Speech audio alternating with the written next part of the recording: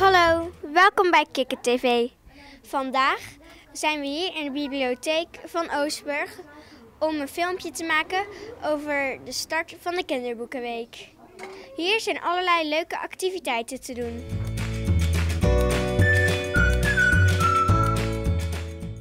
Hoi, ik ben Ellen van Eenenaam en ik ben leesmediaconsulente van de Bibliotheek Zeeuws-Vlaanderen.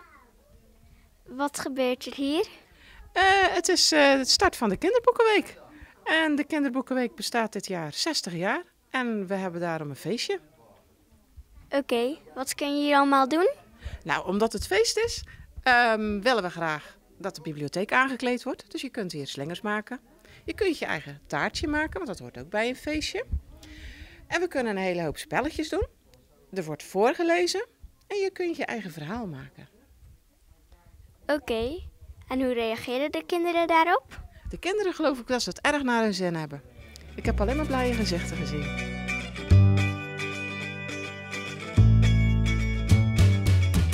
Hoe heet je? Ik heet Melissa. En wat doe je hier? Ik leg plaatjes en verzin halen.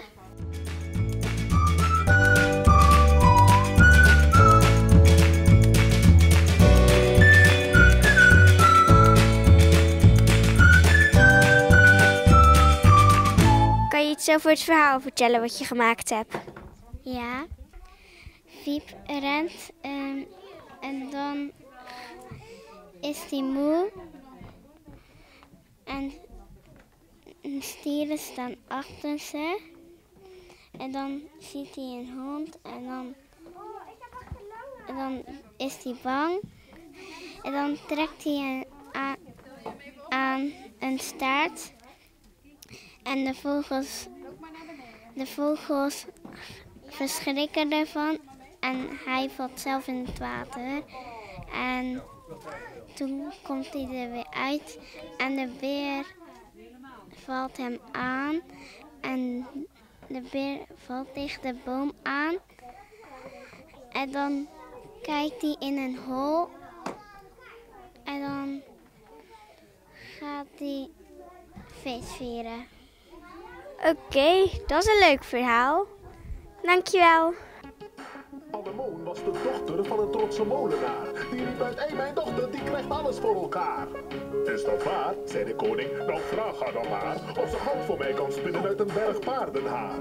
Als het haar lukt, dan zal ik met haar trouwen. Maar lukt het haar niet, dan zul je het berouwen. Dan bind ik haar vast met onbreekbare touwen. En ik smijt haar in een kerker met nog dommere vrouwen.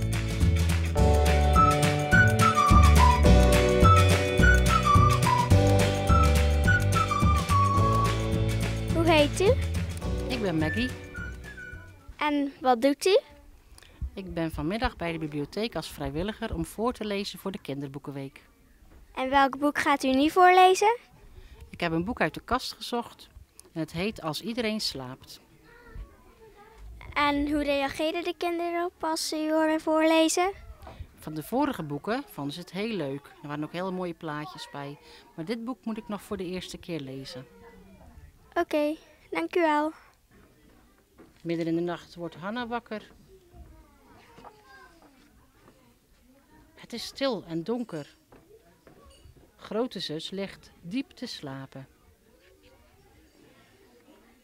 Ze wordt niet wakker, zelfs niet een beetje.